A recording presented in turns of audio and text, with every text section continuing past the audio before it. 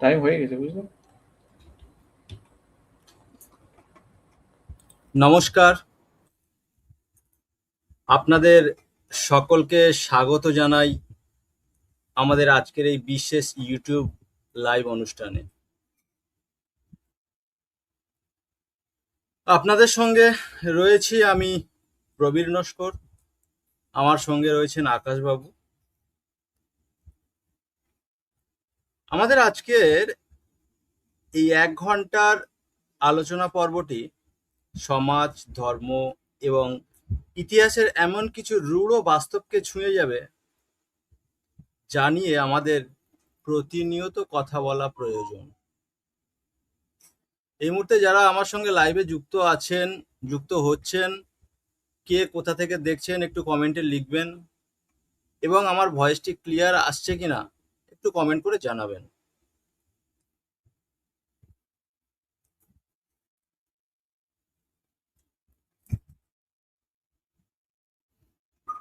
আজকের এই গভীর ও তাৎপর্যপূর্ণ আলোচনায় আমার সঙ্গে উপস্থিত রয়েছেন বিশিষ্ট কীর্তন গায়ক, চিন্তাবিদ,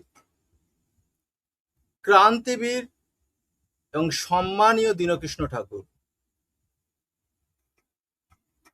আর এছাড়া আমাদের সঙ্গে রয়েছেন আকাশবাবু। আপনাদের দুজনকে আমাদের আজকের এই লাইভ অনুষ্ঠানে আন্তরিক স্বাগত জানাই।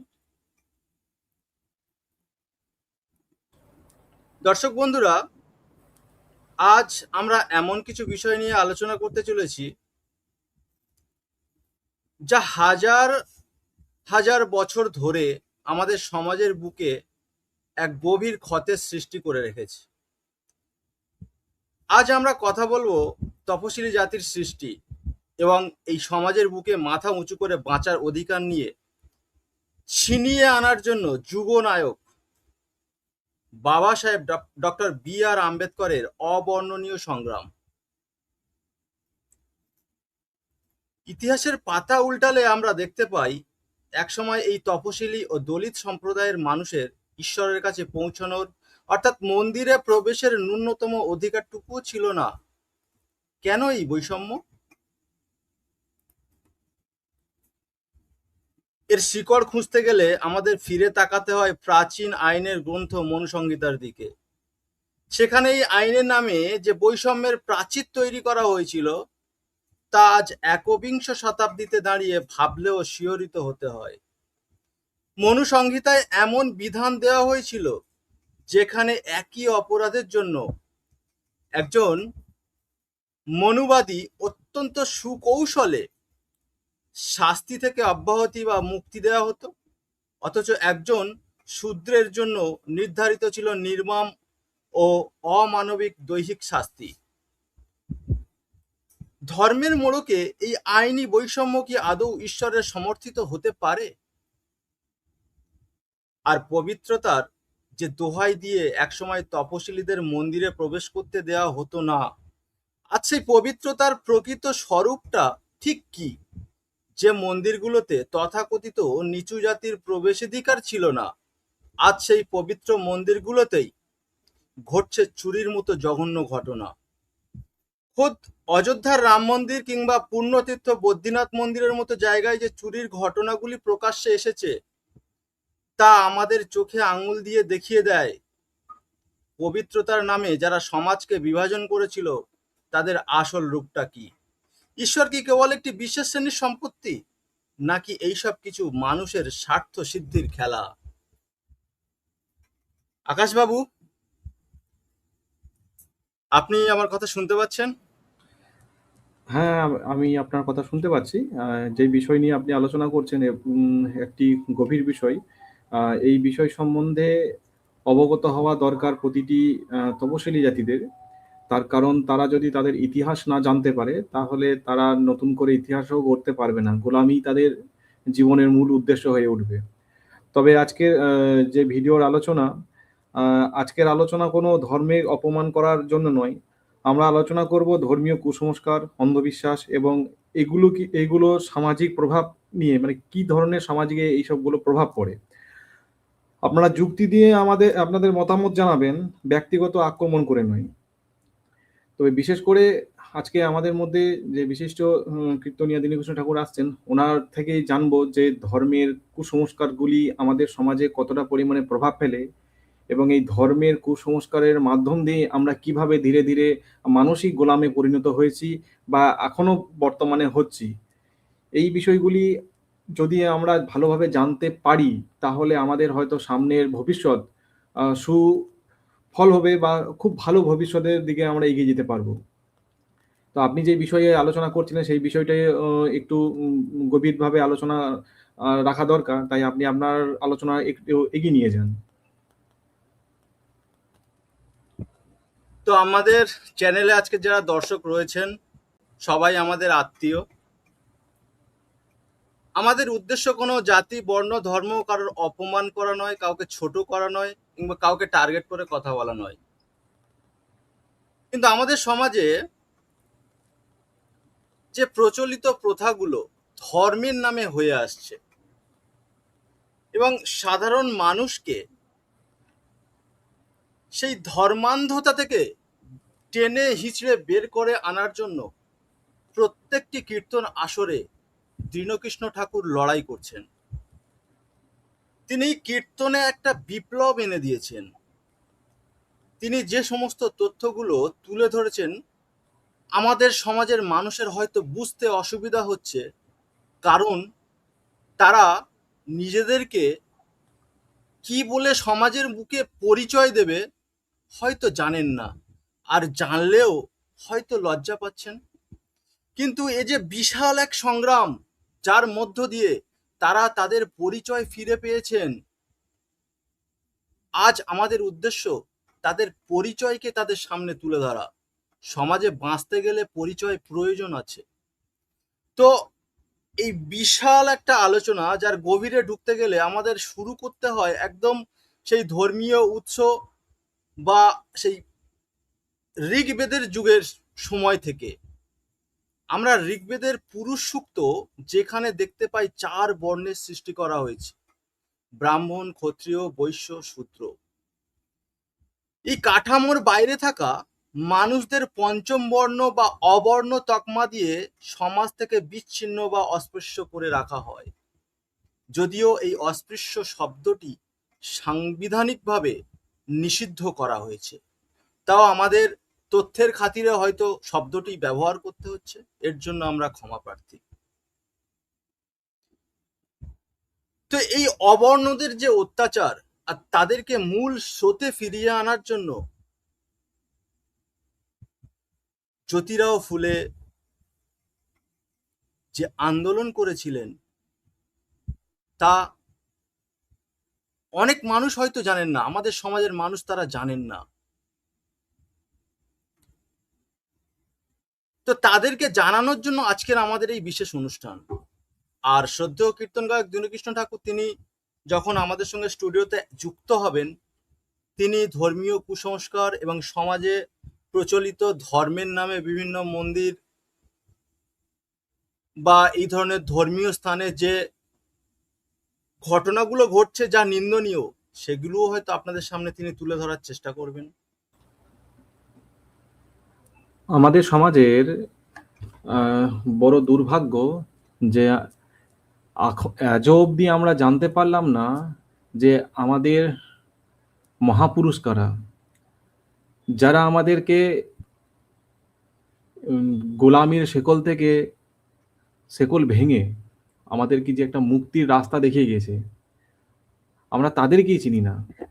তো এই জায়গাতে দাঁড়িয়ে আমি বলবো যে আমাদের সমাজের মানুষের একটু পড়াশুনো করা দরকার। যে যেখানে ইতিহাস ঘাঁটলে দেখা যায় যে একটা সময় এই যে আজকে যেটা বিষয় নিয়ে আলোচনা হচ্ছে, তপশিলি জাতি, এসসি, এসটি, ওবিসি যাদের রয়েছে, তারা একসময় বর্ণবাদীদের অত্যাচারিত ছিল। বর্ণবাদীরা তাদের উপরে গভীর অত্যাচার করেছিল, সমাজ থেকে তাদেরকে সমাজচ্যুত করে রেখেছিল, ধর্মে তাদের অধিকার ছিল না। আজ দেখছি তাদেরই ছেলেরা ঘাড়ে বাঁকে করে জল নিয়ে মাইলের পর মাইল ছুটে যাচ্ছে। তাহলে মূল প্রশ্ন হচ্ছে যে একটা সময় এই ধর্ম থেকে যারা দূরে সরেছিল, ধর্ম তাদের অধিকারই দেয়নি, তাদেরকে ছোঁয়া যেত না কো, তাদেরকে মানে ধর্মর কোনো আহ, কাজকর্মে রাখা যেত না কো।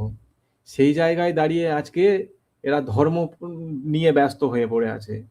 এরা ভুলে গেছে যে আমাদের অস্তিত্ব কি ছিল, অতীত কি ছিল। সেই বিষয়গুলো নিয়ে একটু আলোচনা করলে মনে হয় আরো বেশি মানুষের ভালো হবে। অবশ্যই। তো আমরা যে বিষয়ের উপরে আলোচনাটা শুরু করেছি, তো সেদিকে এগিয়ে যাব, এবং শ্রদ্ধেয় কীর্তন গায়ক দীনকৃষ্ণ ঠাকুর তিনি যখন আমাদের সঙ্গে স্টুডিওতে উপস্থিত হবেন তখন আমরা এই বিষয়ের উপরে চেষ্টা করব আলোকপাত করতে বা চর্চা করতে। তো আমরা নাম্বার 1 পয়েন্টে কি দেখলাম, যেখানে ঋগ্বেদের সময়ে পুরুষ সূক্তে যেখানে 4 জাতির সৃষ্টি করা হচ্ছে বা বর্ণের সৃষ্টি করা হচ্ছে,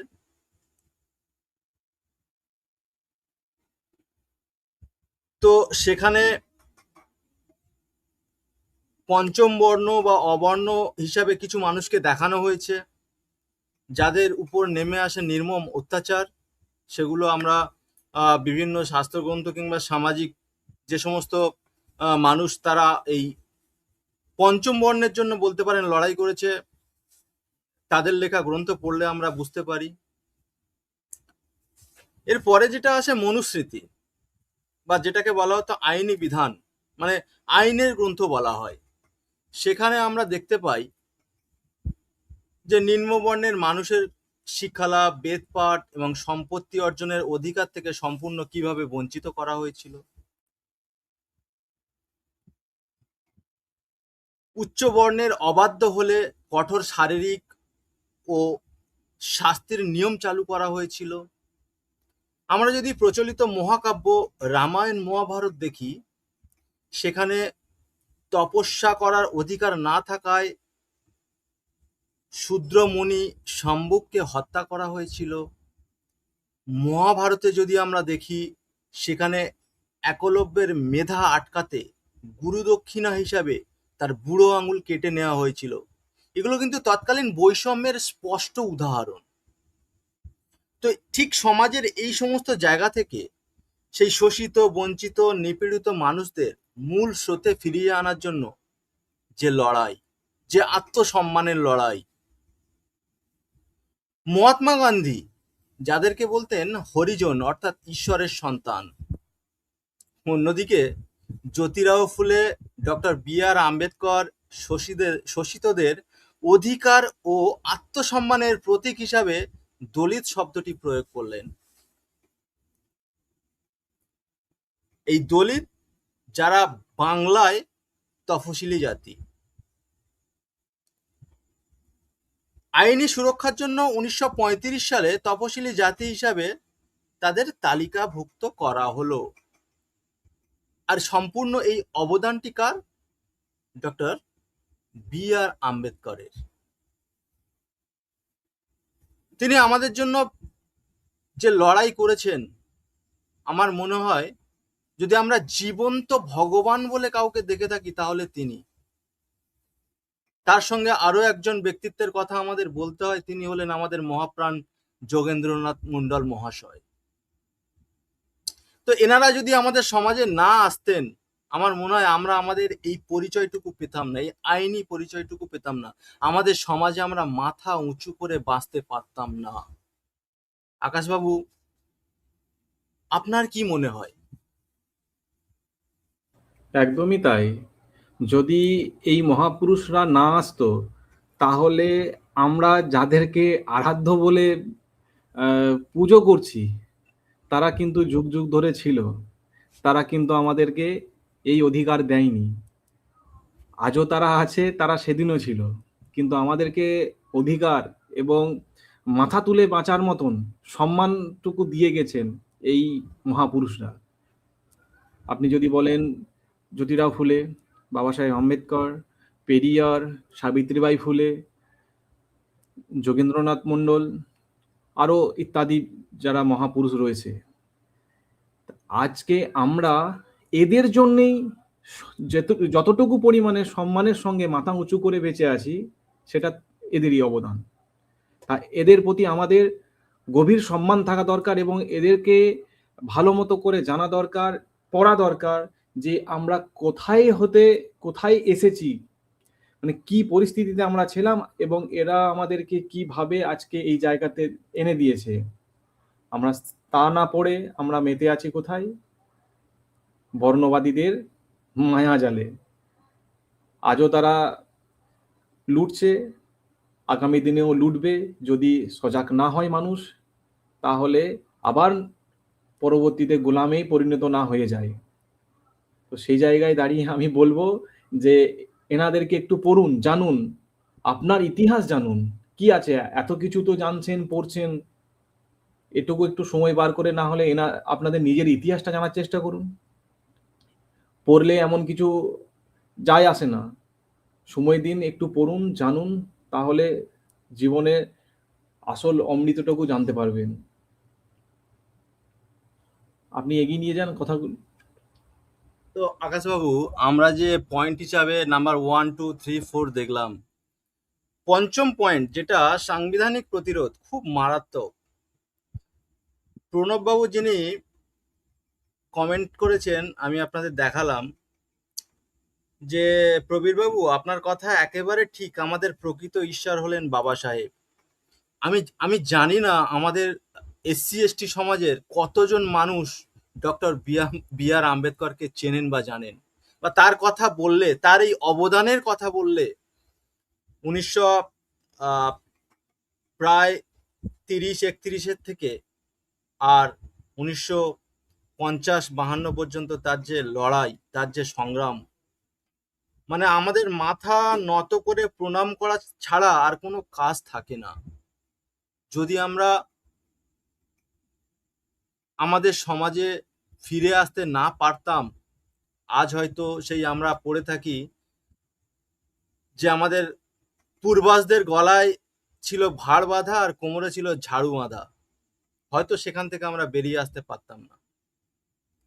তো যাই হোক, সেই জায়গা তবে থেকে আমাদেরকে বলুন। তবে একটা কথা আমি বলে রাখি আমাদের দর্শকদের, যে মনুবাদীরা যাদেরকেই আহ, গালাগালি অপমান করে, জানবেন তারাই আপনাদের মহাপুরুষ। তার কারণ তারা তাদেরকে অপমান এই জন্যই করে, তারা এই মনুবাদের চক্করটা ভেঙে দিয়ে আপনাকে স্বাধীন জীবন দিয়েছে, স্বাধীনতা দিয়েছে। তাই মনুবাদীদের খপ্পরে পড়ে আপনিও যেন আপনাদের মহাপুরুষদেরকে চিনতে ভুল করবেন না। আপনি আপনার কথা এগিয়ে নিয়ে যান, আমি জাস্ট এইটুকু বলে রাখলাম।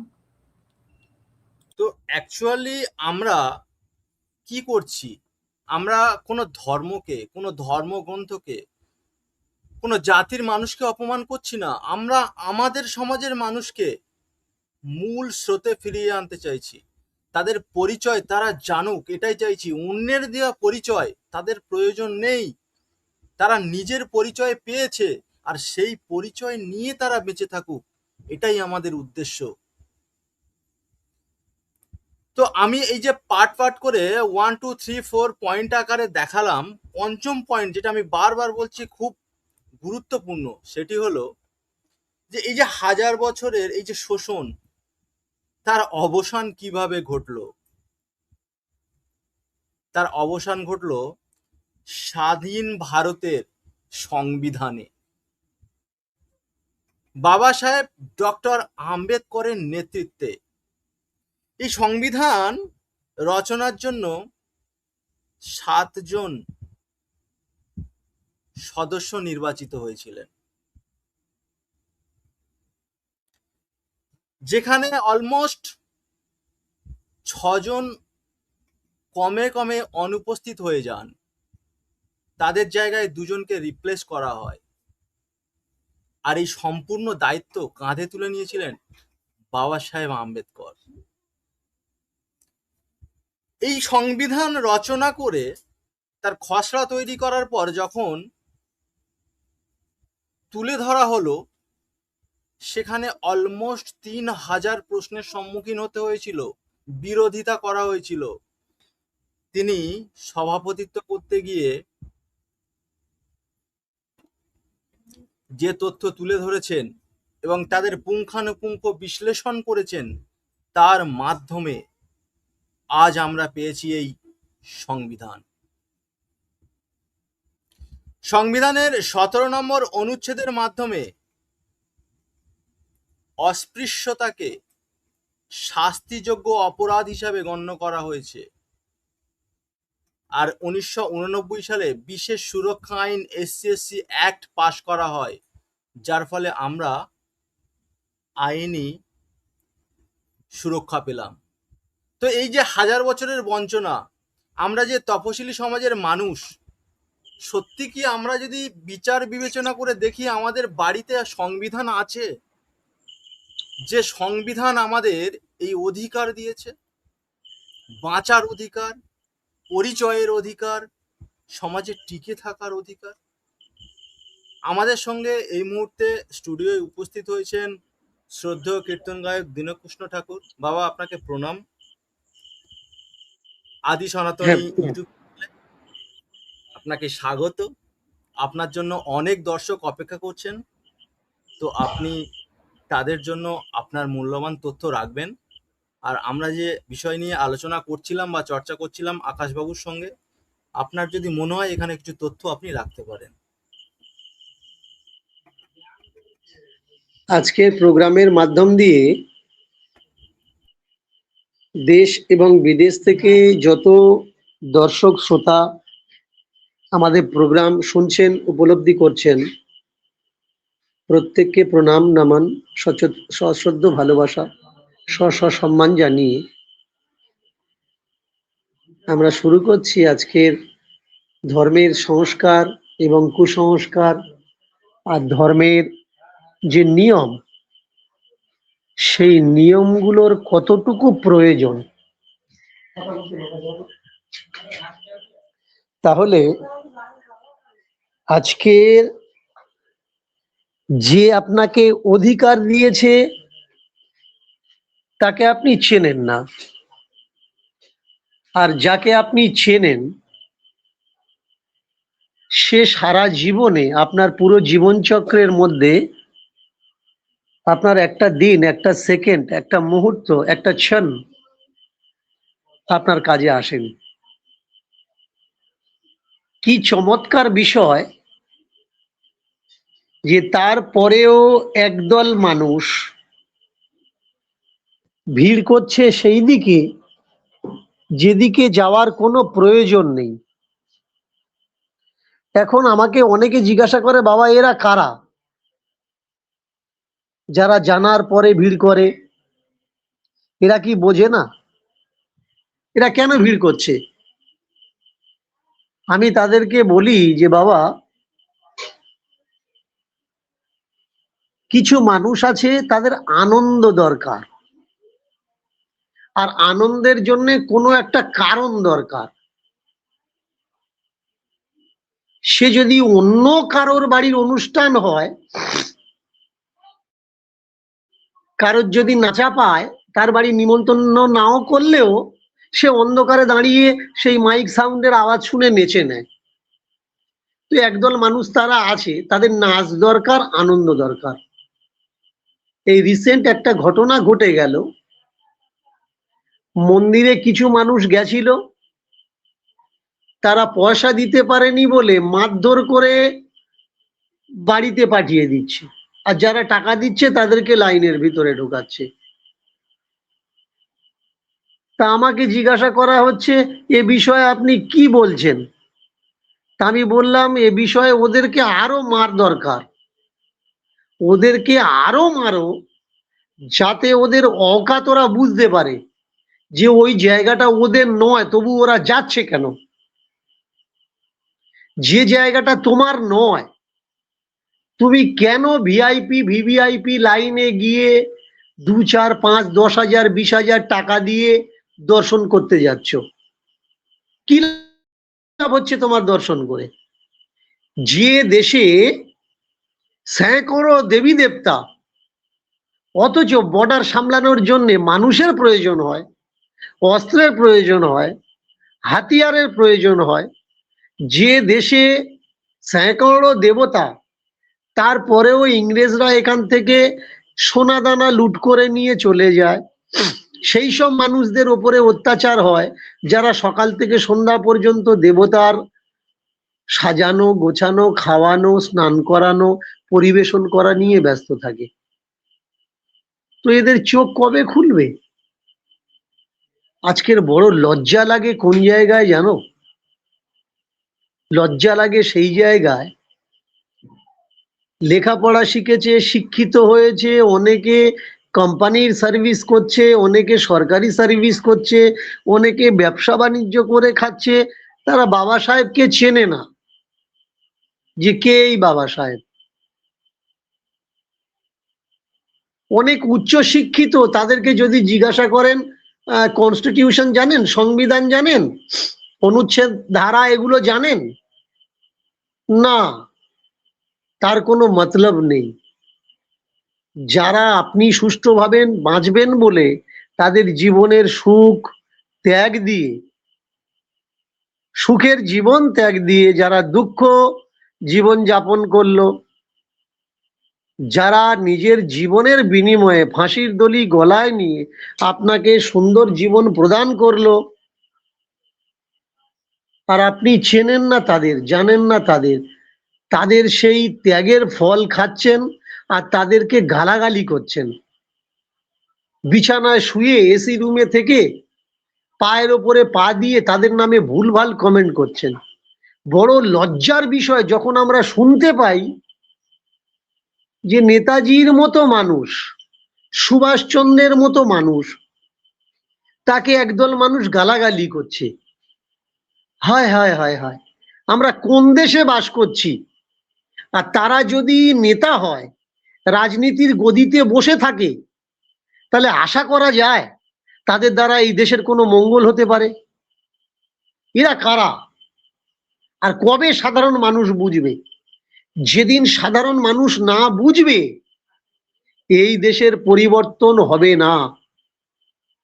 সাধারণ মানুষের পরিবর্তন দরকার, তা না হলে মানুষ আপনাকে জাতির নামে লড়িয়ে দেবে, বজ্জাতির নামে লড়িয়ে দেবে, ধর্মের নামে লড়িয়ে দেবে, আপনাকে মাসে মাসে ভিক্ষা দেবে।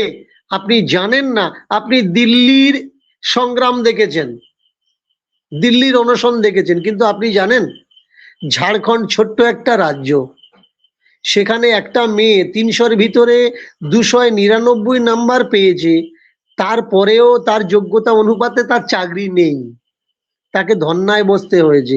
একবার নিউজগুলো দেখুন না। আর এইসব চটি চাটা, পাচাটা, রাজনীতির দলদাস হয়ে থাকা রিপোর্টার গুলো, এগুলো টিভিতে দেখাবে না। অনেকে আমাকে বলে যে আমি একটা সরকারকে সাপোর্ট করি। আমি কোনো সরকারকে সাপোর্ট করি না। যে সরকার ক্ষমতায় থাকে আমি তাকে প্রশ্ন করি, সে যখন কোনো ডিসিশন এমন নেয় যেটা সাধারণ মানুষের জন্যে, আমার দেশ এবং রাষ্ট্রের জন্যে সুবিধাজনক নয়, হানিকারক, সেই জায়গায় একজন শুভচিন্তক নাগরিক হিসাবে আমার কর্তব্য প্রশ্ন করা, জিজ্ঞাসা করা। আমি জিজ্ঞাসা করি, প্রশ্ন করি। এটা কোনো রাজনৈতিক মতবাদ বা কোনো দলের হয়ে কথা বলা না, আমি কথা বলি সাধারণ মানুষের হয়ে। আমাকে অনেকে বলে, আচ্ছা আপনি যে সকল কথাগুলো বলেন, এই কথাগুলো রাজনৈতিক মঞ্চে না বলে আপনি কীর্তনের আসরে বলেন কেন? কারণ কীর্তনের আসরে আপনি গণিত করলে দেখতে পারবেন 100-র ভিতরে বেশিরভাগই মায়েরা বসে থাকে, আর সেই মায়েরা একমাত্র পারে নারী শক্তি, একমাত্র পারে নারী শক্তি দেশকে পরিবর্তন করতে, সমাজকে পরিবর্তন করতে, সঠিক দাবি, সঠিক অধিকার তার ছেলের ভিতরে, তার সংস্কারের ভিতরে সেই সংস্কার দিতে, জাগাতে। তার জন্যে আমার দেশের মায়েরা যদি বলশালী হয়, বুদ্ধিমতী হয়, কেউ আটকাতে পারবে না এই দেশকে আবার সোনার দেশ বানাতে। আমাদেরকে যেমন খুশি তেমন ভাবে লড়াতে কেউ পারবে না। একটু বিচার করুন, ধর্মগ্রন্থের নাম করে গাঁজাখুরি গপড় গল্প মানুষের মাথায় চাপিয়ে দেওয়া হয়েছে, আর সেই সব ধর্মগ্রন্থ বয়ে বেড়াচ্ছে। কেউ আবার লাল কাপড় দিয়ে বেঁধে ঠাকুর ঘরে রেখে দিয়েছে, কেউ আবার প্রত্যেক দিন তুলসী চন্দন দিয়ে চান করে এসে প্রণামও করছে। কোনোদিন খুলে দেখেনি তার ভিতরে লেখা আছে কি, সে জানেও না ওই ধর্মগ্রন্থটা, তুলসী পাতা যে ব্যক্তিটা দিচ্ছে ওই ধর্মগ্রন্থটা তার কিনা ও জানেও না। দিতে হয়, দিয়ে এসছে, তাই দিচ্ছে। হ্যাঁ, কারোর বাবা যদি, কারোর ঠাকুরদা যদি গোলামি করত, এটা জরুরি না যে তার ছেলেকে বা তার নাতিকে আবার গোলামি করা লাগবে। এটা জরুরি না যে তাকে আবার কৃতদাস হয়ে থাকা লাগবে। সে রাজা হতে পারে না, রাজার মতো বাঁচতে পারে না, কিন্তু গোলামি করতে করতে আমাদের রক্তে এমন ভাবে গোলামিটা চলে এসছে, এমন ভাবে আমরা গুলাম হয়ে গেছি, শিরা অপশিরায় উপশিরায় আমাদের গোলামির রক্ত দৌড়চ্ছে। এর জন্য আমরা যে রাজা, এই দেশের রাজা, এ ভূমির রাজা, এ মাটির রাজা, এ গাছ নদী পাহাড় পর্বতের রাজা, আমরা রাজা সাজতে চাই না। আমরা মনে করি কেউ রাজা হবে আর আমরা তার গোলাম হয়ে বাঁচব। ধর্মের যে মার প্যাঁচ, আমি আসরে দাঁড়িয়ে প্রশ্ন চিহ্ন তুলি আর কীর্তনিয়াদের এই শ্রাবণ মাসে ডাক দিই। আমি ডাক দিই কাদের? যারা আমার যুক্তি, আমার সিদ্ধান্তের উত্তর দিতে পারে না, সঠিক উত্তরটা, কিন্তু সমাজে আমার কথাগুলো নিয়ে তারা ভুলভাল অর্থ ব্যাখ্যা করিয়ে দেয়, তাদেরকে আমরা ডাক দিই যে আসুন না, আমরা একসঙ্গে বসি। ডাকার কারণটা কি? কারণ আমি যে আসরে বায়না নিয়ে আমার নাম শুনলে এরা প্যান্ট ভিজিয়ে ফেলে, আগে থেকে বলে দেয় উনি আছে, আমরা যাব না। কারণ ভালো করে জানে ওখানে গেলে মুখ দেখানোর মতো কিছু থাকবে না। কারণ সত্যি এটা, মূর্খরা গুরু সেজে বসেছে, মূর্খরা ধর্মের প্রচার করছে। আর এই ধর্মীয় ব্যবসাটা এমন একটা ব্যবসা, এমন এক ব্যবসা, সেখানে পুঁজিপাটা কিছু লাগে না, শুধুমাত্র একটু বাকচাতুর্যতা থাকলেই, আর যদি একটু থাকে, রূপ থাকে, একটু গুণ থাকে, তাহলে আর কিছু লাগবেই না। ব্যাস, এখানে কোনো বিচার নেই। একটা কীর্তনিয়া, মেয়ে ছেলে কীর্তনিয়া বলি আর ছেলে কীর্তনিয়াই বলি, সে যদি 14টা স্বামী থাকে, মানে স্বামী তো একটাই হয়, 14টা একটা স্বামী আর 13টা যদি উপস্বামী থাকে, তাতেও অসুবিধে নেই। তার একটু রূপ থাকলে তাকে এনে আমি কীর্তন করাবো। কোনো ছেলে সদ্য আপনি শুনতে পেলেন যে সে কেউ এরকম কোনো কাজ করেছে, অন্য কারোর বউ নিয়ে পালিয়েছে বা শিষ্যার মেয়েকে নিয়ে পালিয়েছে, শিষ্যাকে নিয়ে পালিয়েছে, তারপরেও দিব্যি সে কীর্তন করে যাচ্ছে, কমিটি জিজ্ঞাসা করার প্রয়োজন নেই। আজকের এই সব কথাগুলো আমি যখন বলি, যারা যারা আমার নামে প্রতিবাদ করছে, আপনি খোঁজ নিয়ে দেখবেন এদের কারোর চরিত্র ভালো নয়। আর চরিত্র যদি ভালো হয়, দেখবেন মদখোর বেরোবে, তা না হলে গাঁজাখোর বেরোবে, তা না হলে সুদখোর বেরোবে, কোনো না কোনো লুফল্ট বেরিয়ে আসবে। আগে জানতে হবে এই সমাজে আপনার, যখন আপনি একা হয়ে যাবেন আর পুরো দেশ একদিকে হয়ে যাবে, জানতে হবে আপনি ভুল করছেন না, কোথাও না কোথাও এদের স্বার্থে আঘাত লাগছে, তাই আপনি একা হয়ে গেছেন। যাই হোক, আলোচনা করার জন্য আমাদের কাছে প্রচুর বিষয় আছে, আমরা ধীরে ধীরে সেদিকে এগোবো। আজকের চ্যানেলের অনার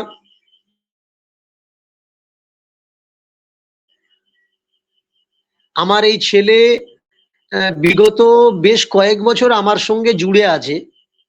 একটা সময় ছিল যখন আমাদের গান বা আমাদের পর্যালোচনা সহ্যই করতে পারতো না, পরে যখন আমাদেরকে কল করলো, আমরা দিতে থাকলাম যেসব বইগুলো পড়ো। কিন্তু আজকের বলতেও আমি খুব আনন্দ অনুভব করছি, এমন একজন ছেলে, এমন একজন ব্যক্তিত্ব, পড়াশুনোর নেশা মেতে গেল, আর পড়তে পড়তে একসময় ও আমাকে বই পাঠাতে লাগলো। আমি ওকে বলতাম যে বাবা এসব বইগুলো আমি পড়েছি, ও আমায় বলতো যে বাবা আপনি এসব বই পড়েছেন? হ্যাঁ, এসব বই পড়েছি, তুমি পড়তে থাকো, এই বইয়ে এই এই বিষয়গুলো আছে, এইগুলো নোট করতে থাকো, দেখতে থাকো। আপনি তখনই মুক্ত হতে পারবেন যখন আপনি শিক্ষার সঙ্গে যুক্ত হবে। শিক্ষার সঙ্গে যুক্ত হলেই আপনি মুক্ত। কোনো শক্তির ক্ষমতা নেই আপনাকে কেউ গুলাম বানাতে পারে, কারোর ক্ষমতা নেই, কারোর ক্ষমতা নেই। আজকে দেখুন না, একটা ট্রেন্ড চলছে, আমরা একটা একটা করে নতুন নতুন নিয়ম বানিয়ে নিচ্ছি, আর সেই নিয়মকে সমাজের মাথায় থোপে দিচ্ছি। আর একদল ধর্মভীরু অন্ধবিশ্বাসী, যাদেরকে কুচক্রী কাপুরুষ বলাও উচিত হবে না, তারা সেই সব নিয়মগুলো মাথায় বয়ে নিয়ে তার পরের পুরুষকে দান করার জন্য চলে যাচ্ছে। শ্রাবণ মাসে একটা ঝড় উঠলো কি না, হাতে সবুজ কালারের একটা চুড়ি পরা লাগবে, ব্যাস। আমি অনেক জনকে দেখছি এই চুড়ি পরে ঘুরছে। কেন চুড়ি পরে ঘুরছো কেন? না নাকি পরতে হয়। আচ্ছা, কোথায় পেয়েছো? না এই বলছিল, ও বলছিল, সেই বলছিল। ধর্ম এখন মানুষের মুখে মুখে বলছিল হয়ে গেছে, নিজেদের ব্যক্তিত্ব বলে কিছু নেই, বোঝার ক্ষমতা বলে কিছু নেই। মানে কেউ যদি বিষের প্যাকেট দিয়ে বলে এটা খেলে তুমি স্বর্গে যাবে, সে সেটা খেয়ে মরবে কি বাঁচবে দেখার দরকার নেই, সেটা খাবে, কারণ বলেছে ওটা খেলে স্বর্গে যাবে। ভাই দেখো না, আগে যাচাই করো, সত্যি কি এরকম কোনো কিছু আছে? যে কীর্তন আমরা কীর্তন করি, একটা চমৎকার কথা শুনবে, ভালো করে শোনো, একটা চমৎকার কথা। একটা সময় আমার কীর্তনকে প্রতিবন্ধী লাগানোর জন্যে বহু মানুষ, বহু উচ্চবর্ণীয় ধর্মভীরু কীর্তনিয়া, ভাগবত পাঠক, মনুবাদীর দল, তারা চেষ্টা করেছিল যাতে এই মানুষটার কীর্তন বন্ধ করা যায়। কিন্তু সত্যি আমার খুশি কোন জায়গায় জানো? আমার খুশি সেই সব জায়গায় তারপরেও কীর্তন কমিটির লোকেরা সমাজের সঙ্গে লড়াই করে আমাকে নিয়ে যায় যে বাবা আপনি আসুন, আপনার আসার দরকার। একাধারে আমরা মনে করি মহামানবগুলো এসেছেন, তারা আমাদের অনেক কিছু দিয়েছেন, দিয়ে তারা চলে গেছেন, তারা বোধহয় আর নেই। কিন্তু তা না। এই মহামানব তখনই মহামানব হয় যখন মহামানবের বিচার গ্রহণ করার মানুষ থাকে। মহামানবের মহান বিচার যদি গ্রহণ করার মতো কেউ না থাকে, তাহলে সে মহামানব কখনো মহামানব গণ্যিত হতে পারে না। তেমনি যে বাস্তবিকতা, বাস্তবের রূপরেখা আমরা যে তুলে ধরছি, তুমি অবাক হয়ে যাবে। আমি কীর্তন করতে গেলে কমিটির লোকেরা, কিছু কিছু কমিটি আছে তারা আমাদের সামনে বসে কাঁদে যে বাবা কালেকশন করতে গেছি, জানেন টাকা দেওয়ার পরে যখন আপনার নাম দেখছে তখন অপমান করছে যে টাকা দিয়েছি, টাকা ফিরিয়ে দাও, উনি আসছে, আমরা যাব না, আমরা তোমাদের হেল্প করব না। বলে বাবা টাকা ফেরত দিয়েছি।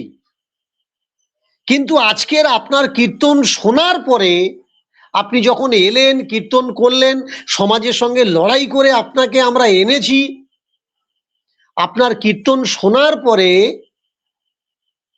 তারা বাড়িতে বসে টাকা দিয়ে গেছে যে না আমরাই ভুল ছিলাম, তোরা ঠিক ছিলিস। কারণ দীনকৃষ্ণ ঠাকুরের উদ্দেশ্যকে মানুষের কাছে ভুল করে তুলে ধরা হয়। দীনকৃষ্ণ ঠাকুরের উদ্দেশ্য কি? দীনকৃষ্ণ ঠাকুরের উদ্দেশ্য কোনো দেবী দেবতাকে অপমান করা নয়। দীনকৃষ্ণ ঠাকুরের উদ্দেশ্য কোনো মন্দির, মসজিদ, গুরুদ্বারা, গির্জাকে অপমান করা নয়। দীনকৃষ্ণ ঠাকুরের উদ্দেশ্য ধর্মগ্রন্থের বাস্তবিকটা, ধর্মগ্রন্থের সঠিক উদ্দেশ্যটা মানুষকে তুলে ধরা। আমরা সবাই জানি দ্রৌপদীর বস্ত্রহরণ হয়েছে, দ্রৌপদীর কাপড় টানা হয়েছে, টানছে কে? দুঃশাসন। আদেশ করেছে কে? দুর্যোধন। টেনে নিয়ে এসো, কাপড়ের আঁচল ধরে টেনে নিয়ে এসো। একটা স্ত্রী সে আসতে চাচ্ছে না, একটা স্ত্রীলোক সে আসতে চাচ্ছে না, একটা পুরুষ মানুষ তার কাপড়ের আঁচল ধরে টেনে নিয়ে আসছে। কিন্তু এটা কখনো শোনানো হয় না কীর্তনের আসরে দুর্যোধনের 100 ভাইয়ের ভিতরে আরেক ভাই ছিল যার নাম বিকর্ণ। বিকর্ণ বাধা দিয়েছিল, যেটা কি করছেন, এটা অন্যায় করছেন, এটা করবেন না। তার কথাটা তুলে ধরা হয় না। কে এই বিকর্ণ? যদি জিজ্ঞাসা করা হয় কীর্তনিয়াদের কে এই বিকর্ণ, জানেই না যে বিকর্ণ কে, কত নাম্বার পুত্র সন্তান। তখন জিজ্ঞাসা করলে দেখবে সে লিস্ট বের করবে যে চার্ট বের করি তারপরে বলবো, মহাভারত খুলি তারপরে বলবো কত নাম্বার পুত্র। কি অবাক কথা! সেই কথাগুলো বলা হয় না যে কথাগুলো আপনার সমাজে মঙ্গল করবে, কিন্তু ধর্মগ্রন্থের সেই কথাগুলো বলা হয় যে কথাগুলোতে ওদের সুবিধা হবে। ওরা বারবার করে বলে, দেখবেন সাধুগুরু দেখতে পেলেই সঙ্গে সঙ্গে শ্রদ্ধা করো, প্রণাম করো, ব্রাহ্মণ দেখতে পেলে উচ্চ আসন দাও। কিন্তু এটা কখনো বলা না যে যদি প্রকৃত বৈষ্ণব না হয় তার থেকে এড়িয়ে থাকো, যদি প্রকৃত সাধু না হয় তাকে বাড়িতে ঢুকতে দিও না, যদি প্রকৃত ব্রাহ্মণ না হয় তাহলে তার হাতের জলস্পর্শ তো দূরের কথা, তার ছায়াকেও তোমার ছায়ার আশেপাশে ঘুরতে দিও না। মহাভারত অনুশাসন পর্ব পড়ে নাও। এটা যে আমার মুখের কথা তা নয়, মহাভারতের অনুশাসন পর্ব পড়লে তুমি স্পষ্ট বুঝতে পারবে যে কাকে সম্মান করবে আর কাকে সম্মান করবে না। এই সব কথাগুলো কেউ বলে না, আমি নাম ধরে ধরে বলে দিতে পারি। তার জন্য আমরা এই শ্রাবণ মাসে প্রত্যেকটা ব্যক্তিকে আমরা ডাক দিই যারা আমাদের সম্বন্ধে ভুল বোঝায় মানুষকে, এবং যারা আমাদের সম্বন্ধে ভুল বোঝে তাদেরকে আমরা এই জন্যে ডাক দিই যে ভাই এসো আমরা আলোচনা করি যে সত্যিই কি আমি ঠিক কথা বলছি না সত্যিই কি ভুল কথা বলছি। হতেও তো পারে আমি ভুল কথা বলছি, এসো না আমরা একসঙ্গে বসে চর্চা করি, আর সারা জগতের মানুষ শুনুক, তারা জানুক, তারা দেখুক, তারা বুঝুক যে ঠিক কে বলছে আর বেঠিকটা কে বলছে। আজকের মন্দিরে মন্দিরে ভিড় হচ্ছে, পূজার নামে হিংসা চলছে, পূজার নামে হিংসা। আপনি বৃন্দাবন যাবেন, এমন স্যাকড়ো ভিডিও আছে দেখবেন মন্দিরের চাঁদা বক্সের কালেকশনের হিসাব কিতাব যারা রাখছে, ভালো মানুষ কি নেই? আছে। কিন্তু সেই মন্দিরের ভিতরের যারা চাঁদার টাকা পয়সাগুলো গুনছে, প্রণামীর টাকা পয়সাগুলো গুনছে, তারা সেই টাকা চুরি করছে। আজকের আমাদের দেশে রাম মন্দির তৈরি হলো, রাম মন্দির তৈরি হওয়ার পর কয়েকজন মানুষ তারা চিল্লে চিল্লে বলেছিল যারা রাম ভক্ত নয় যারা রামকে ভালোবাসে না এই মন্দিরে তারা কখনো ঢুকতে পারবে না। কিন্তু রাম মন্দিরের চাঁদা ঘোটালার পরে বেশ কিছু মানুষ প্রশ্ন তুলল, যারা রামকে ভালোবাসে না, যারা রামের নয়, তারা যদি মন্দিরে না ঢুকতে পারলো, যদি ঢুকতে পারে, তাহলে যারা চাঁদা চুরি করেছে এরা ঢুকলো কি করে? এরা কারা? এরা রাম ভক্ত নাকি রাম ভক্ত নয়? আপনার বাড়ির কোনো কেউ দেখবেন যখন মন্দিরে যাবে, তা সে আপ্রাণ চেষ্টা করে মন্দিরের চরণামৃত পঞ্চাঙ্গ পান করার জন্য, যে আমার হাতে 2 ফোঁটা হলেও দিক, বা যে শান্তি বাড়ি যাকে বলা হয়, মন্দিরের পূজারী যিনি আছে, পবিত্র জল আমার মাথায় ছড়িয়ে দিক, তাহলে আমার উপকার হবে। কিন্তু কখনো ভেবেছেন, কোনো ব্যক্তি যখন আইসিইউ রুমে থাকে, ডেঞ্জারাস পিরিয়ড চলে, সত্যি যদি চরণামৃত উপকার হবে, সত্যি যদি চরণামৃত মানুষের কল্যাণ করতে পারে, তাহলে পৃথিবীর কোনো ডাক্তার কেন বলে না অমুক মন্দিরে চরণামৃত এনে এই লোকের মুখে দাও, অমুক মন্দিরের পবিত্র জল নিয়ে এর গায়ে ছড়িয়ে দাও? কেন সখ্ত পাবন্দি লাগায় যে আইসিইউ রুমে কেউ ঢুকতে পারবে না, ওই মানুষটার কাছে কেউ যেতে পারবে না? এগুলো কখনো ভাবেন?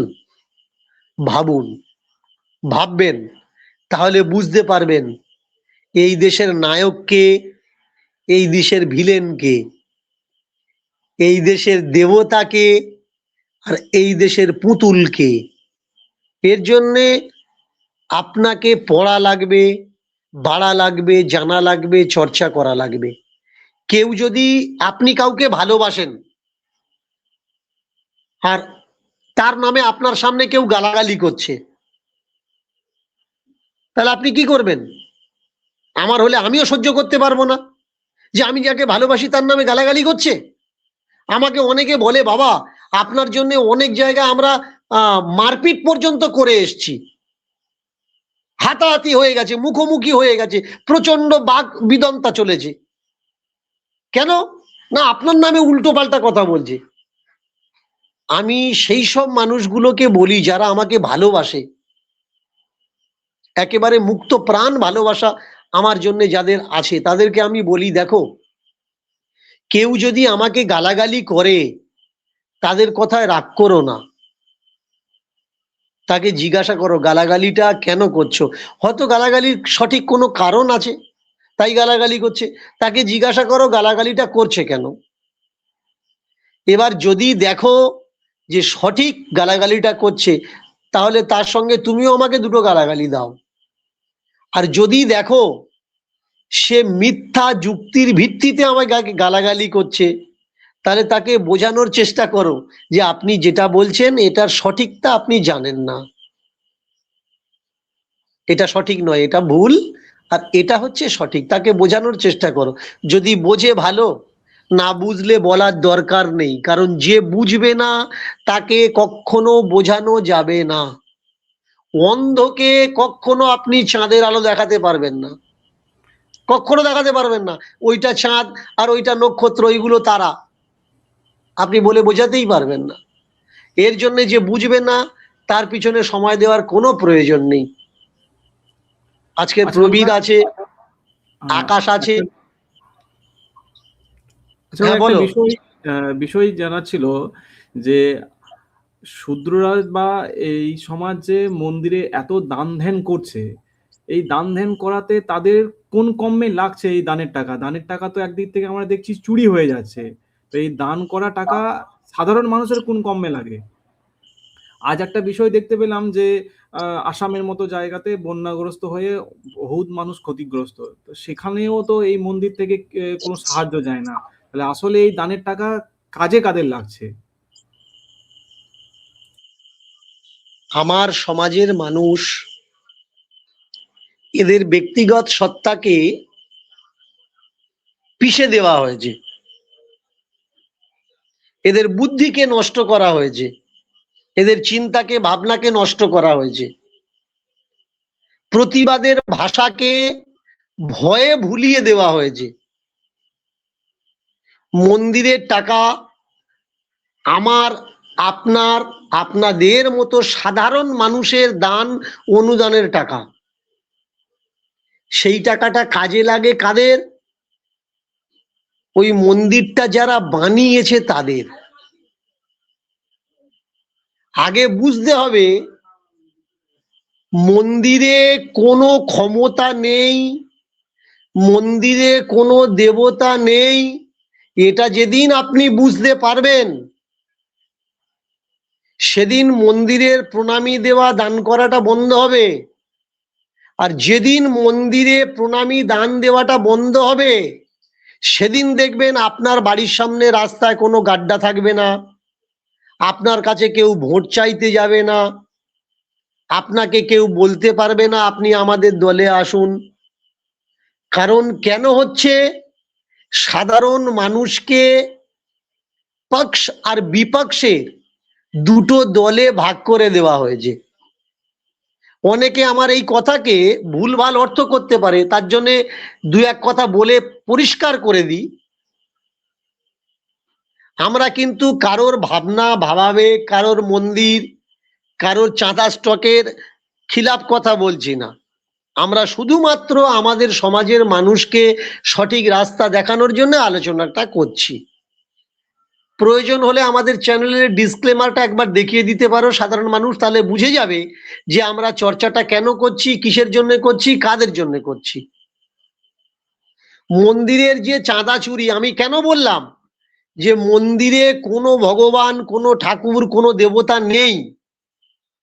আপনি প্রণামী দিচ্ছেন, আপনি মনে করছেন মন্দিরে ঠাকুর দেবতা আছে, আপনি প্রণামী দিচ্ছেন, কষ্ট করে লাইন দিয়ে দেখতে যাচ্ছেন, শরীরকে কষ্ট দিয়ে নির্যাতন দিয়ে আপনি উপোস করে আছেন, আপনি ভাবছেন ঠাকুর আপনাকে মঙ্গল করবে। তাহলে বলুন তো, যেখানে মন্দির আছে, যে মন্দিরে ঠাকুর বসে আছে, সাধারণ মানুষের টাকা সেই মন্দিরে থাকা ব্যক্তিগুলো চুরি করছে, ঠাকুর তাদের কিছু বলছে না? তার নামের টাকা, তার হকের টাকা চুরি করছে। সে যদি নিজে কিছু না বলে তার মানে সে প্রতিবাদ করতে পারে না, সে বিচার চায় না। সে যদি প্রতিবাদ করতে পারতো, সে যদি বিচার চাইতো, তাহলে সে কি প্রতিবাদ করতো না? সে কি তাকে শাস্তি দিত না? যে কেন মন্দিরের টাকা চুরি হবে, কেন মন্দিরের সোনাগুলো গায়েব হবে আর ঠাকুরের গায়ে পিতলের গহনাগুলো চলে আসবে? ঠাকুর কি পারতো না? আগে বুঝতে হবে পৃথিবীতে এরকম কোনো শক্তি নেই, পৃথিবীতে এমন কোনো শক্তি নেই যে তোমার মঙ্গল করতে পারে। পৃথিবীতে সব থেকে বড় শক্তি তুমি। তুমি যদি তোমাকে মঙ্গল করো, কারোর ক্ষমতা নেই তোমাকে কেউ অমঙ্গল করবে।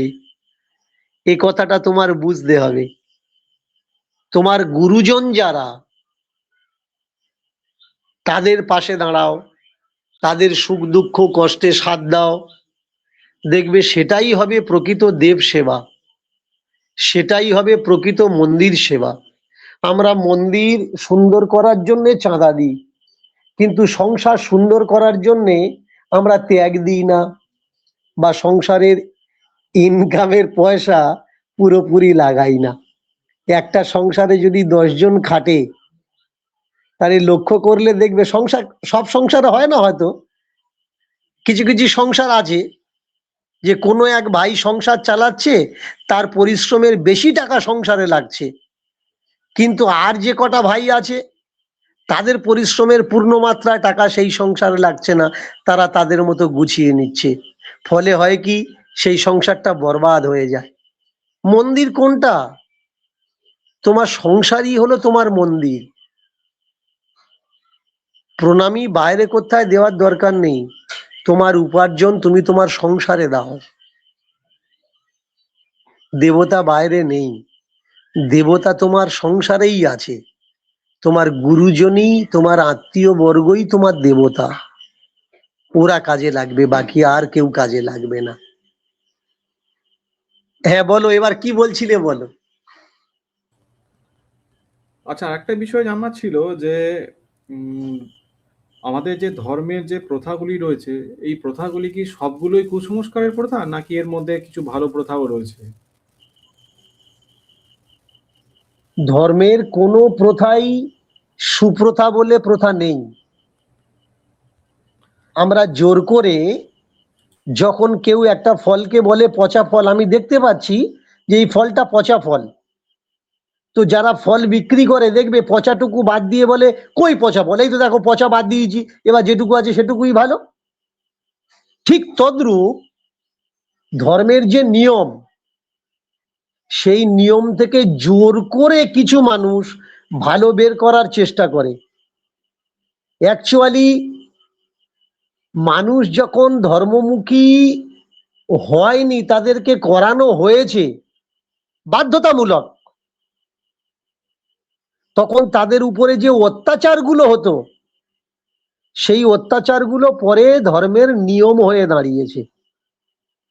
দেখো, একটা বিষয় আলোচনা করছি, এই বিষয়টা শোনার পরে তোমার হাসি পাবে আর তুমি বুঝতে পারবে যে আমরা এখনো কত বোকা। আমরা দেখবে এই শ্রাবণ মাসে জল নিয়ে বাবার নামে ঢালার নাম করে যাই, বাবার নামে জল ঢালতে যাচ্ছি। তাহলে এই প্রথাটা অনেক দিন থেকে চলে আসছে, বহুদিন থেকে। কবে থেকে চলে আসছে?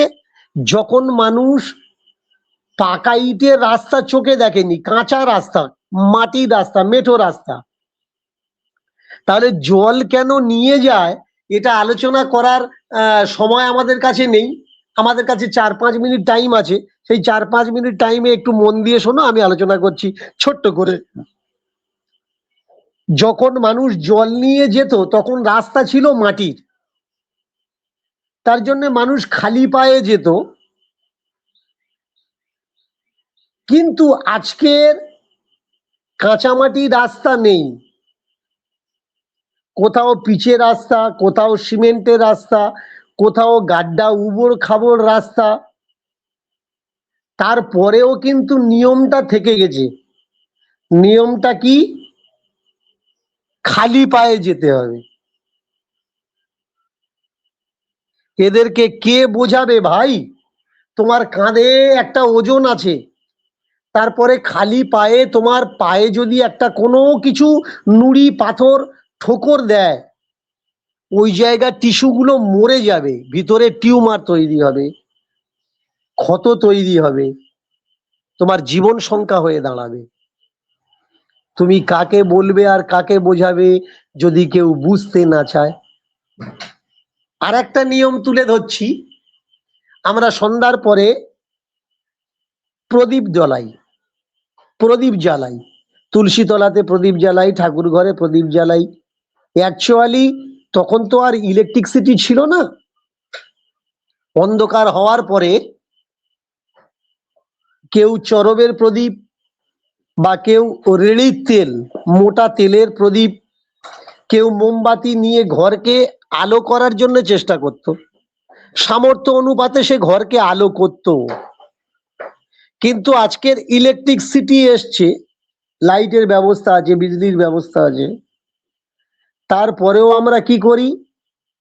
এই প্রথাটা প্রথা দাঁড়িয়েছে যে যতক্ষণ না আমরা একটা প্রদীপ জ্বালাবো, আমরা মনে করছি যে এখনো পর্যন্ত আমাদের সেই মনে তৃপ্তি হচ্ছে না।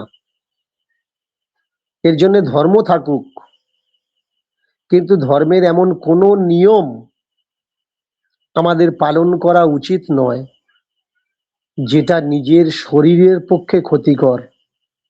আসরে দাঁড়িয়ে আমি চিল্লে চিল্লে প্রত্যেকটা মা বোনকে আমি বলি,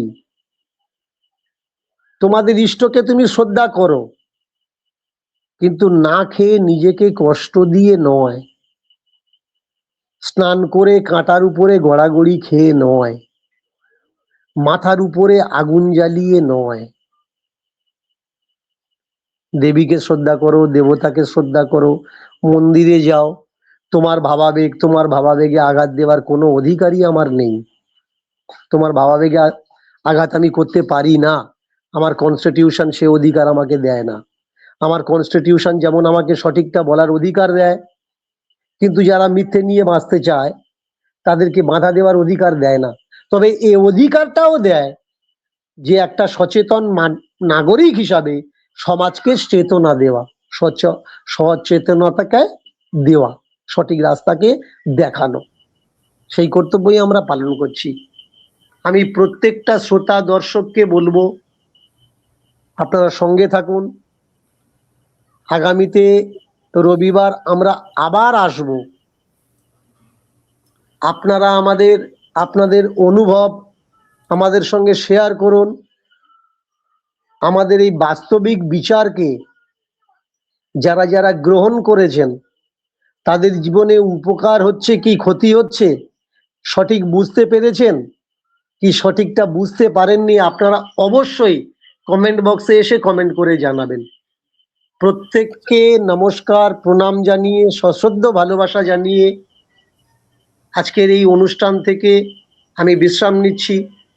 আমি আশা রাখবো আমি আপনাদের কাছে এসে, আপনাদের গ্রামে এসে, আপনাদের বাড়িতে এসে আরো বেশি করে আপনাদের বলে বুঝিয়ে আপনাদেরকে খুব তাড়াতাড়ি কলঙ্ক, কলুষতা, ধর্মের অজ্ঞানতা থেকে বাস্তব জগতে যাতে আনতে পারি। আমাদের সঙ্গে থাকুন, সঙ্গে রাখুন। সবাইকে নমস্কার। বাবা, আপনি কি বেরিয়ে যাচ্ছেন? কিছু বলার আপনি থাকলে কি- বলো।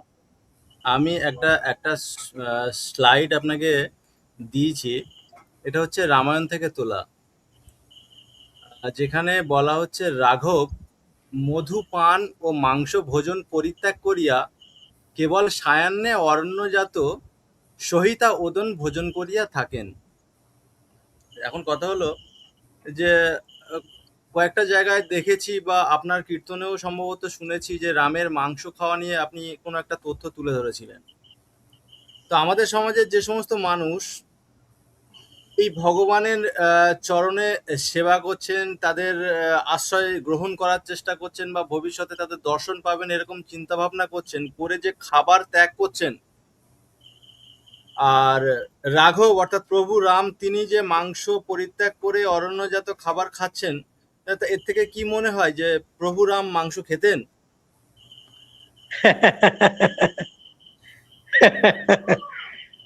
প্রভু রাম এ বিষয়ে আমরা পরে আসব। আগে আমরা দেখব তিনি রাজার ছেলে, আচ্ছা, তিনি ক্ষত্রিয়, তিনি রাজার ছেলে।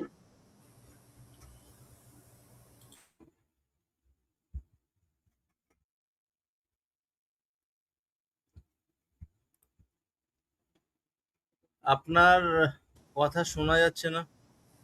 আচ্ছা বাবা, যদি ডিসকানেক্ট হয়ে গেছে মাংস তাহলে না আছে। আচ্ছা ঠিক আছে। হ্যাঁ, আমি বলে নিই, এই হ্যাঁ, যেখানে মধু শব্দের উল্লেখ আছে না, হ্যাঁ, মধু শব্দের উল্লেখ আছে, মধু মানে ওই মৌমাছির মধু নয়। মধু মানে মদ। হ্যাঁ, মধু মানে হচ্ছে মাদক দ্রব্য। ঠিক। শুধু এই নয়, আমি কেন বলি যে ভগবানদের, দেবদেবীদের অপমান করা হয়েছে ধর্মগ্রন্থের পৃষ্ঠারে পৃষ্ঠারে, শ্লোকে শ্লোকে, সেটা কি রকম? ভগবান শ্রীকৃষ্ণের বংশজরা খতম হচ্ছেন কি করে? মদ খেয়েছেন। এত প্রচন্ড পরিমাণে মদ খেয়ে যুদ্ধ খেলা করছে, যে যাকে যা তুলে মারছে সে মরে যাচ্ছে। তাহলে ভাবা যায়?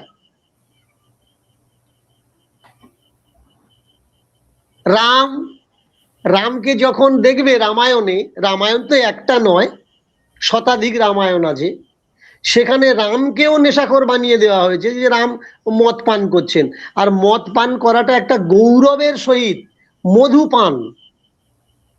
মধুপান, সুরাপান, এইসব শব্দগুলো উল্লেখ করা হয়েছে। সেখানে আমাদের উক্তি, রাম যদি আমাদের প্রভু রাম, রাম যদি ভগবান রাম, তাহলে আসুন না এইসব শব্দগুলো আমরা ধর্মগ্রন্থের পৃষ্ঠার থেকে সরিয়ে ফেলি, যেগুলোতে তাদের গায়ে দাগ লাগাচ্ছে। সত্যি কি তারা মদ খেতেন? এই যে রাম, রামের ঠোস পাকা সবুত এখনো পর্যন্ত কেউ রাখতে পারেনি। মানে বাস্তবিকভাবে রাম যে বাস্তবের মাটিতে ছিলেন, যেভাবে রামকে বর্তমানে জানানো হচ্ছে, এইভাবে কোন রাম যে সত্যিই ছিলেন তার প্রমাণ কিন্তু এখনো পর্যন্ত কেউ দিতে পারেনি। তবে এটা আমাদের চর্চার বিষয় নয়, এ বিষয়ে আমরা যাবও না, সেটা অন্য আলোচনার বিষয়। কিন্তু ধর্মগ্রন্থে যে সকল শব্দগুলো উল্লেখ করা হয়েছে সেই শব্দ কালেকশন করে তুমি যখন বিচার করে দেখবে, এখানে যে এই রাঘব মধু পান ও মাংস ভোজন পরিত্যাগ করিয়া কেবল সায়ান্নে অরণ্যজাত সহিতা ও ওদন ভোজন করিয়া থাকেন।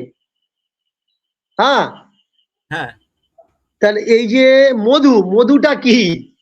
এই মধুটাই হলো মাদক দ্রব্য। আচ্ছা আচ্ছা। মাদক দ্রব্য। এবার বলো, আর কিছু জানার থাকলে বলো।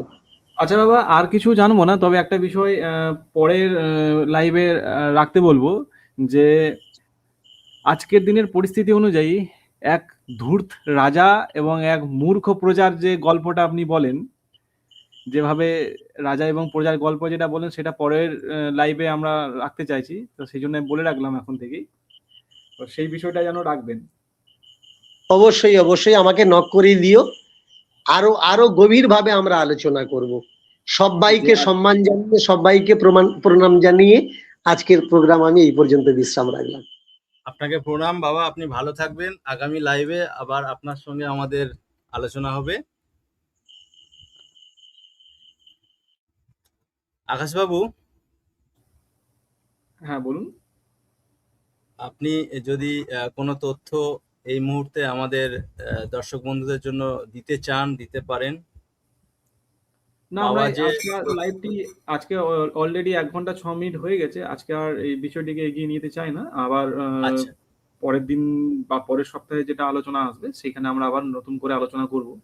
আরো অনেক তথ্য আসবে, এবং যে বাবাকে বলে রাখলাম যে কিছু বাস্তবিক উদাহরণ তুলে ধরা যাবে, যে আজকের দিনের পরিস্থিতি অনুযায়ী কিছু বাস্তব উদাহরণ দিয়ে মানুষকে চোখ খুলে দেওয়ার মতো কিছু গল্প বা কিছু কাহিনী তুলে ধরা হবে, যেখান থেকে বোঝা যাবে যে আজকের যে পরিস্থিতি, সেই পরিস্থিতি এবং বাবা যে গল্প আহ, রাখবেন, তা যদি মিলিয়ে দেখা যায়, একদম বাস্তবটা মানুষের চোখে সামনে ক্লিয়ার হয়ে যাবে। ঠিক ঠিক। তো আজকের এইখানেই আমাদের লাইভটি সমাপ্ত করব। পরের লাইভে আসার জন্য সবাইকে আমন্ত্রণ জানাচ্ছি, এবং সবাই আসবেন, আমাদের লাইভে জুড়বেন, তথ্য নেবেন, জানবেন, নিজের জীবনকে আকাশবাবু, পরিবর্তন করতে আপনার পারবেন। কাছে আপনার কাছে একজন কীর্তন আমার প্রাণ ইউটিউব চ্যানেল থেকে একটা কিছু প্রশ্ন জিজ্ঞাসা করছেন বা জানতে চাইছেন, তো উনি কি কমেন্টে প্রশ্নটি লিখবেন? চেষ্টা করব যদি পারি আমরা উত্তর দিতে। ঠিক আছে, লিখতে বলুন, কি জানতে চাইছি দেখি। হ্যাঁ, আপনি লিখুন। আর তবে তার মাঝখানে আকাশবাবু, আমরা আমাদের লাইভটি আর বেশি দীর্ঘায়িত করব না। তো আজকের লাইভের শেষে আমি গীতাঞ্জলি থেকে আমাদের দর্শক বা শ্রোতা যারা আছেন তাদের জন্য গীতাঞ্জলি থেকে তুলে ধরবো যে আমরা যে ধর্ম নিয়ে আলোচনা করলাম,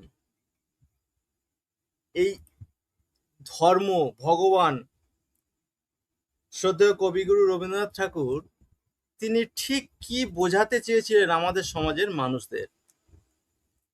তো কীর্তন আমার প্রাণ, আপনি যদি কমেন্টে লেখেন তাহলে আমরা আপনার কমেন্টের জন্য ওয়েট করছি, না হলে আমাদের লাইভ অনুষ্ঠানটি এখানে শেষ করব।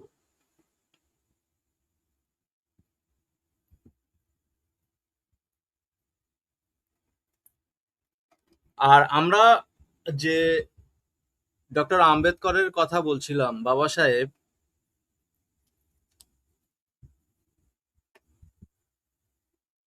আচ্ছা, কীর্তন আমার প্রাণ জিজ্ঞাসা করছেন যে আমরা কি সত্যি কুসংস্কার মুক্ত সমাজ গড়তে পারবো? কোন পথে এগিয়ে গেলে সম্ভব? এই প্রসঙ্গে তো নানান তথ্য দিয়ে গেলেন আমাদের কীর্তনিয়া দীনকৃষ্ণ ঠাকুর মহাশয়। তবে আমার দিক থেকে যদি আমি বলি, তো প্রথমে শুরু করতে হবে নিজের বাড়ি থেকে।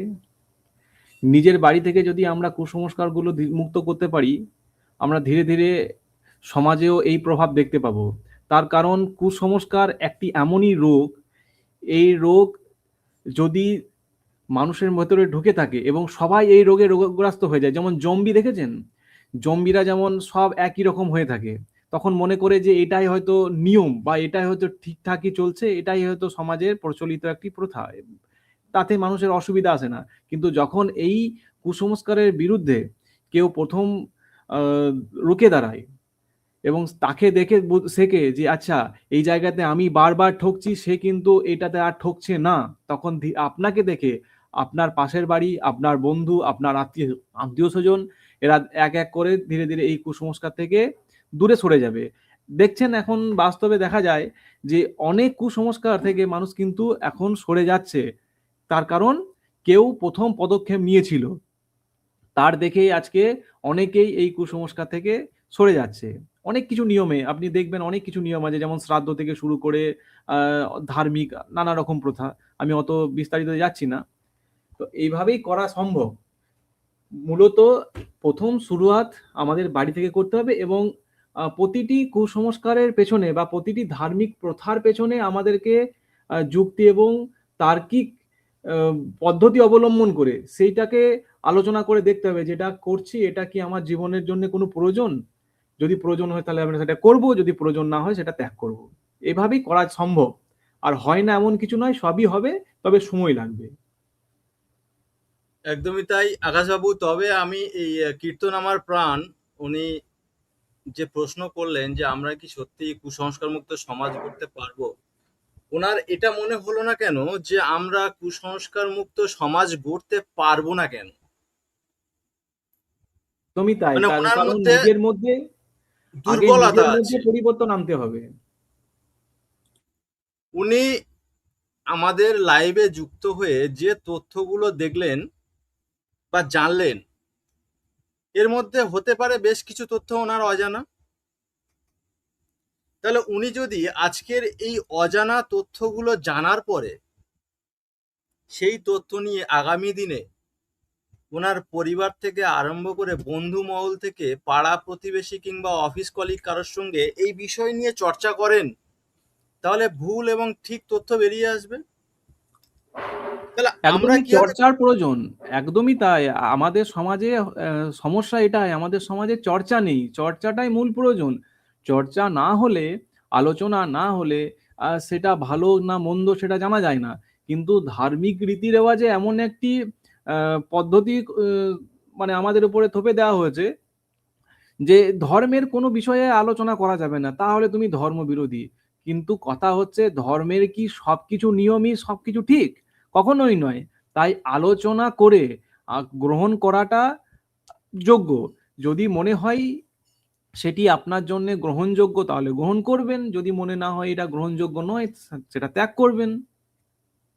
আর দেখুন, ওনার প্রশ্নটা আমার মনে হয় না যে এইভাবে করেছেন যে সবার এক ধরনের প্রশ্ন আসে যে এই এত কুসংস্কার সমাজে, তাহলে এই কুসংস্কার থেকে কি আমাদের সমাজ কখনো কুসংস্কার মুক্ত হতে পারবে বা কিভাবে হতে পারে? ওনার আশা করি, আমার মনে হচ্ছে ওনার প্রশ্নটা এইভাবে। না, উনি দেখুন আবার কমেন্ট করেছেন, চর্চা করেও যখন জনসমক্ষে বলতে যায় মানুষ তো আঘাত এনে ফিরিয়ে দেন। চৈতন্য মহাপ্রভুকে আমরা যদি দেখি, তিনি কি কম অপমান সহ্য করেছেন? আমাদের কাজ আমরা, মূল হ্যাঁ বলুন। মূলত বলি আমি বিষয়টা, আমাদের কাজ সঠিকটাকে মানুষের সামনে তুলে ধরা, চর্চা করা। সে পরিবর্তন হবে কি হবে না সেটা পুরোপুরি তার উপর নির্ভর করে। কেউ যদি অন্ধকার নিয়েই তার জীবন পার করতে চায়, ওটা তার জীবন, সে অন্ধকার নিয়েই পার করতে পারে। ওটা তার ব্যক্তিগত ভাবনা চিন্তা, ব্যক্তিগত জীবন। ও যদি মনে করে যে আমার অন্ধকারটাই আমার জীবন, তাহলে অন্ধকারই তার জীবন। কিন্তু আমরা বলবো যে অন্ধকারের চেয়ে আলো আরো ভালো, তাই পারলে তুমি আলোর দিকে আসতে পারো, এইটাই মাত্র। এবার সে যদি অন্ধকারে থাকা ব্যক্তি যদি আমাকে দূরে সরিয়ে দেয়, দরকার নেই তোমার আলোচনা, আমার শোনার ইচ্ছা নেই, তুমি শুনো না ভাই, কিন্তু আমরা কি বলবো? তো কি আমি ঠিক? আমরা আমরা আকাশবাবু, এই কীর্তন আমার প্রাণ উনি যে প্রশ্ন করেছেন, আমার মনে হয় আমি যে বলছিলাম হুম, হুম। গীতাঞ্জলি থেকে শোনাবো কবিগুরু রবীন্দ্রনাথ ঠাকুরের সেই লেখা, যা শোনার পরে হয়তো ওনার মধ্যে কিছু চেতনা আসতে পারে। আর না, না, উনি কমেন্ট করেছেন, আমরা দেখুন আমি যে বিষয়টা বললাম উনি কমেন্ট হ্যাঁ করেছেন যে উম, এই যে ভাবটা আমি বলতে চাইলাম যে উনি জানতে চাইছেন যে এই সমাজ কিভাবে কুসংস্কার মুক্ত হতে পারে, ও সেই জিনিসটাই আলোচনা করা হলো। আচ্ছা, ঠিক আছে, আমরা লাইভটা এগিয়ে নিয়ে যাব না, এখানে সমাপ্ত করবো, হ্যাঁ কেননা 1 ঘন্টা 15 মিনিট হয়ে আর গেছে। যেটুকু আমি বলবো শেষে সেটা হলো হুম। যে আমরা অনেকেই মানে আপনি আমি আমরা যারা সোশ্যাল মিডিয়াতে যুক্ত আছি, আমরা জানি যে মহাপ্রাণ যোগেন্দ্রনাথ মণ্ডল কে ছিলেন, কিন্তু আমরা যখন তাকে নিয়ে পোস্ট করেছি সেখানে তাকে একটাই শব্দ বারবার হানা হয়েছে যে তিনি বিশ্বাসঘাতক। কিন্তু আজ যখন আমরা শ্রদ্ধেয় মহাপ্রাণ যোগেন্দ্রনাথ মণ্ডল সম্পর্কে তথ্য একের পর এক তুলতে শুরু করলাম, তারা কিন্তু এখন আর সেই বিশ্বাসঘাতক শব্দটি বলতে আসেন না। তারা হয় আমাদের পেজে বসে থাকেন, দেখেন এবং সেটা নিয়ে চর্চা করেন তাদের বন্ধু মহলে, আর না হলে তারা চুপচাপ দেখে বেরিয়ে যান স্কিপ করে। কারণ তারা বুঝে গেছেন যে যোগেন্দ্রনাথ মণ্ডল কে ছিলেন, আর এরা যে তথ্য তুলে ধরছেন এরা এদের সমাজের মানুষকে জাগানোর জন্য। কারণ তাদের সমাজকে, তাদের সমাজের নেতৃবৃন্দকে অপমান করে লাঞ্ছিত করে কিভাবে মূল সমাজ থেকে তাদেরকে সরিয়ে রাখা যায়, এবং তাদের দেওয়া যে সমাজ যেখানে গোলামি করা ছাড়া আর কিছু থাকবে না, সেই সমাজকে তারা উপহার দিতে চায়। আর এই কারণে আমার মনে হয় আমরা যেভাবে মানুষের সামনে তথ্য তুলে ধরছি আচ্ছা, একজন সেই বলি, একজন এখানে প্রশ্ন করেছে যে টিকি বা শিখা কোথা থেকে এসছে। প্রথম কথা হচ্ছে, টিকি বা শিখা আমাদের দেশীয় নয়, বিদেশ থেকে আগমন হয়েছে। এই বিষয়ে যদি আপনি বিস্তারিত জানতে চান তাহলে পরের লাইভে আসবেন। আহ, আপনি অলরেডি এই বিষয় নিয়ে দিলীপ ঘোষ ঠাকুর মহাশয় অলরেডি তার কীর্তনে আলোচনা করেছেন। আবার নতুন করে একবার আলোচনা যদি চান তাহলে করা যাবে। আর একজন প্রশ্ন করেছেন যে আকাশা, যে চ্যাটার্জি ভট্টাচার্য এদের পদবি কোথা থেকে এলো। আপনি ফাহিয়ান বা হিয়াংসং এর বই পড়বেন, আহ, দেখবেন নালন্দা বিশ্ববিদ্যালয়ে এই যে ভট্টাচার্য, মুখোপাধ্যায়, চ্যাটার্জি, এইগুলো কোনো নামের পদবি নয়, এগুলো ছিল এক সময়কার উপাধি। যেমন আজকের দিনে কি বলবো, ওই আহ, অধ্যাপকদের বলা হয় প্রফেসর বা তার থেকেও বড় কিছু। তো সেরকমই নালন্দা বিশ্ববিদ্যালয়ে যারা আহ, পড়াশুনো করাতেন, এক একটা স্তরে যারা শিক্ষক ছিলেন তাদেরকে কেউ মুখোপাধ্যায়, কাউকে ভট্টাচার্য, কাউকে আহ, চ্যাটার্জি, এইভাবে মানে সবগুলো নয়, তার মধ্যে কিছু কিছু উপাধি ওখান থেকে এসেছে। এছাড়া এছাড়া উনি ডক্টর দীনেশচন্দ্র সেনের কিছু তথ্য যদি নিয়ে চর্চা করেন বা খোঁজ করেন তাহলে আমার মনে হয় পেয়ে যাবেন। আর একটা বিষয় যে আপনি আলোচনা করছিলেন যোগেন্দ্রনাথ মন্ডল নিয়ে, আমি আগেই বলেছি যে যোগেন্দ্রনাথ মন্ডল বা আমাদের বহুজন সমাজের যতজনকে গালাগালি করা হয় বা অপমান করা হয়, আসলে কারা করছে সেই বিষয়টা আগে খেয়াল রাখবেন, যে অপমান করছে কারা, এবং যারা অপমান করছে তার ইতিহাস আপনাদেরকে জানতে হবে, যে কেন অপমান করছে। আপনি তখনই বুঝতে পারবেন তাদের অবদান কি আপনাদের প্রতি, আপনার সমাজের প্রতি। কেননা অপমান করছে মানেই যে আপনিও অপমান করবেন তা নয়, আপনি তাকে জানুন, তাকে পড়ুন, তারপর অপমান যদি করার মনে হয় যে এনে অপমানের যোগ্য, তখন না হলে আপনি অপমান করবেন। কিন্তু বর্ণবাদীদের খপ্পরে পড়ে আপনি আপনাদের মহাপুরুষের অপমান করবেন না, না হলে আপনারা নিজেদের মহাপুরুষ হারিয়ে যাবেন, আপনাদের অস্তিত্ব হারিয়ে ফেলবেন। আকাশবাবু খুব সুন্দর বুঝিয়েছেন। তো আমরা তাহলে লাইভের শেষের দিকে যাব। এখানে একটু আপনি শুনুন বিষয়টি, রবীন্দ্রনাথ ঠাকুর আমাদের জন্য কি রেখে গিয়েছেন। ভজন পূজন সাধন আরাধনা সমস্ত থাক পড়ে, রুদ্ধ দ্বারে দেবালয়ের কোণে, কেন আছিস ওরে অন্ধকারে লুকিয়ে আপন মনে, কাহারে তুই পুজিস সঙ্গোপনে। নয়ন মেলে দেখ দেখি তুই চেয়ে, দেবতা নাই ঘরে। তিনি গেছেন যেথায়, মাটি ভেঙে করছে চাষা চাষ, পাথর ভেঙে কাটছে যেথায় পথ, খাটছে 12 মাস। রৌদ্রে জলে আছেন সবার সাথে, ধুলা তাহার লেগেছে 2 হাতে। তারই মতো সূচি বসন ছাড়ি আয়রে ধুলার পরে। মুক্তি, ওরে মুক্তি কোথায় পাবি, মুক্তি কোথায় আছে? আপনি প্রভু সৃষ্টি বাঁধন পরে, বাধা সবার কাছে। রাখরে ধ্যান, থাকরে ফুলের ডালি, ছিড়ুক বস্ত্র, লাগুক ধুলাবালি। কর্মযোগে তার সাথে এক হয়ে, ধর্ম পড়ুক ঝরে। আশা করি আমাদের লাইভ এবং আমরা কি উদ্দেশ্য নিয়ে আমাদের সমাজের মানুষকে বোঝাতে চাইছি তারা বুঝতে পেরেছেন। যদি তারা মনে করেন বুঝবো, আর যদি তারা দাসত্বকে মনে করেন যে এটাই তার জীবনের শেষ, তাহলে তাদের জন্য তারা তাদের পথ বেছে নিয়েছেন। আর আপনার কথা অনুযায়ী যারা আলোর পথে আসতে চাইছেন, তাদের আলোর পথে আলো দেখানো আমাদের কাজ। জয় সত্য সনাতন। আজকে লাইভটি আমরা এখানে শেষ করলাম।